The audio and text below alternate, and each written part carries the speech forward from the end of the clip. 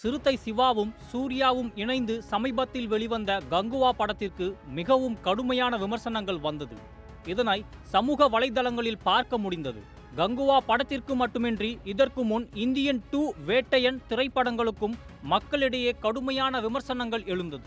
முதல் காட்சி முடிந்த பின் பப்ளிக் ரிவ்யூ மூலம் பெருமளவில் பாதிப்பை யூடியூப் சேனல்கள் ஏற்படுத்தியுள்ளன எனவும், அனைத்து திரையரங்கு வளாகத்திலும் முதல் காட்சி ரசிகர் பேட்டியை தடை செய்ய வேண்டும் எனவும் திரையரங்க உரிமையாளர்களுக்கு தமிழ் திரைப்பட நடப்பு தயாரிப்பாளர் சங்கம் கோரிக்கை விடுத்துள்ளது. இது தொடர்பாக அச்சங்கம் வெளியிட்டுள்ள அறிக்கையில், இந்த 2024 வருடத்தில் இந்தியன் 2 வேட்டையன் மற்றும் கங்குவா திரைப்படங்களுக்கு பப்ளிக் ரிவ்யூ மற்றும் டாக் மூலம் பெருமளவில் பாதிப்பை யூடியூப் சேனல்கள் ஏற்படுத்தியுள்ளன. அவைகளை இனிமேல் ஊக்குவிக்காமல் திரைத்துறையை சார்ந்த அனைத்து சங்கங்களும் ஒருங்கிணைந்து இந்த முறையை தடுக்க வேண்டிய கட்டாயம் உள்ளது.